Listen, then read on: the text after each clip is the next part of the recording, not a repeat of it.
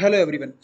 आज हम पाइथन का इंटरमीडिएट लेवल पे जा रहे हैं। हम object oriented programming in Python की बात करेंगे। तो इसके पहले देख लेते हैं हमने अभी तक क्या क्या किया है। ठीक है, तो हमने पाइथन के सारे बेसिक्स कवर कर लिए। हमने पाइथन कैसे इंस्टॉल करना है उससे लेके स्ट्रिंग, नंबर, उनके methods, bullions, print and input और डेटा स्ट्रक्चर्स बेसिक कौन से होते हैं, फंक्शंस का use, dictionaries, conditional, loops, variable, scope, उसमें लोकल ग्लोबल वेरिएबल वगैरह के स्कोप के बारे में बातें, यूज़र डिफाइंड मॉड्यूल्स को इंपोर्ट कैसे करना है और साथ ही साथ स्टैंडर्ड लाइब्रेरीज को इंपोर्ट कैसे करना है, ये सब चीज़ें देख ली। ठीक है, उसके साथ हमने एक बेसिक सा संडे प्रोजेक्ट भी बनाया था जिसमें हमने पाइथन का यूज़ करके, किंटर का यूज़ करके और टाइम का यूज़ करके बेसिक सी जीयूआई क्लॉक बनाई थी।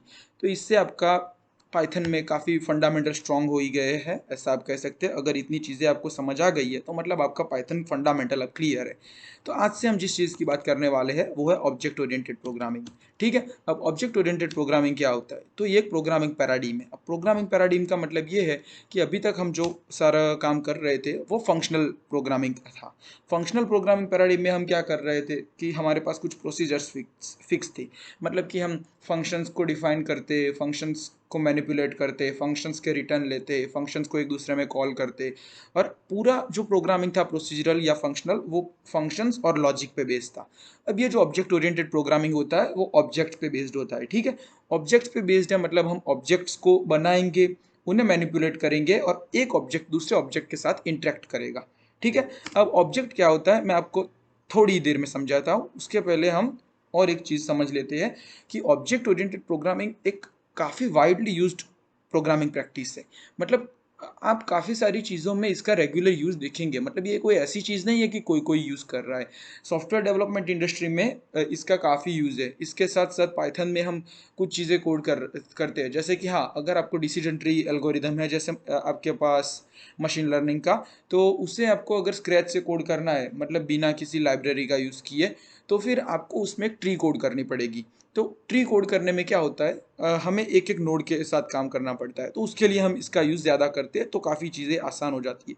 मैं इसी एग्जांपल से इसी वीडियो में समझाता हूँ कि कैसे ईजी हो जाता है। ठीक है, तो object oriented programming C plus plus, Java, Python जैसी सारी मेजर लैंग्वेजेस सपोर्ट करती है ऑब्जेक्ट ओरिएंटेड प्रोग्रामिंग को, और इसका काफ़ी वाइडली यूज़ होता है। ठीक है, तो अब ऑब्जेक्ट ओरिएंटेड प्रोग्रामिंग के कुछ अप्रोचेस होते हैं। सबसे फेमस अप्रोच है क्लास बेस्ड अप्रोच, कि क्लास बेस्ड हम काम करेंगे, कि क्लास डिफाइन करेंगे, उसके अंदर ऑब्जेक्ट डिफाइन करेंगे। अब क्लास और ऑब्जेक्ट क्या होता है वो अब समझ लेते हैं हम पहले, फिर आगे की बात करेंगे। ठीक है, तो क्लास, तो जैसे आप स्टूडेंट्स की बात कीजिए, तो स्टूडेंट एक क्लास है। ठीक है, और उसमें ऑब्जेक्ट क्या है? तो ऑब्जेक्ट एक उसका इंस्टेंस होता है किसी क्लास का। जैसे कि राम एक स्टूडेंट है, तो राम ऑब्जेक्ट वो स्टूडेंट क्लास का एक इंस्टेंस है।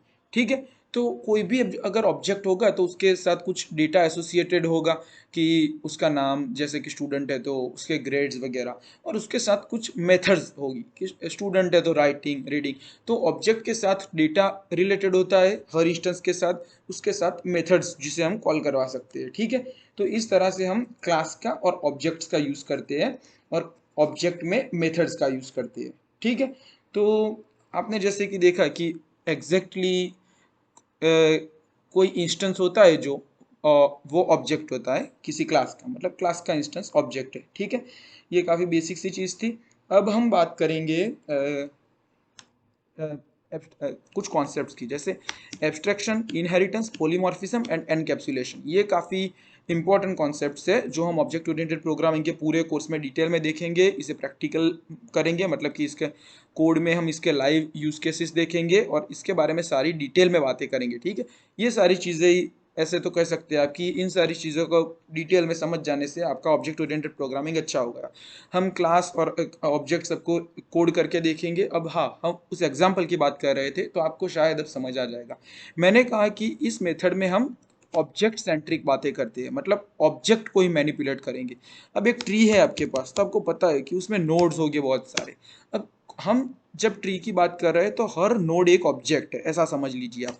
अब आप किसी भी एक नोड के साथ काम कर रहे हैं तो उस नोड को हम सेल्फ या फिर दिस, सेल्फ मतलब कि हाँ यही नोड, या फिर दिस यानी कि हम उसे पॉइंट कर रहे हैं, सेल्फ या दिस ऐसे कीवर्ड का यूज करके हम जिस चीज के साथ काम कर रहे हैं, जिस ऑब्जेक्ट को, उसी से के साथ इंटरेक्ट कर दे। ठीक है, तो इस तरह से ये चीज़ें काफ़ी आसान हो जाती है। जैसे कि आप पूरा ट्री कोड कर रहे हैं, तो उसमें जिस नोड पे आप काम कर रहे हैं उसे सेल्फ या दिस से आप आइडेंटिफ़ाई कर लीजिए, तो काफ़ी सारी चीज़ें आसान हो जाएगी।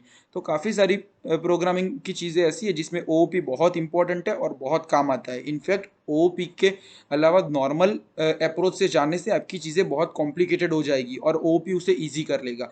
तो हम इस पूरे कोर्स में इस सब की डिटेल में बात कर लेंगे, कैसे सब कोड लिखते हैं और इन सारे कॉन्सेप्ट को सीख लेंगे। ठीक है? Thank you.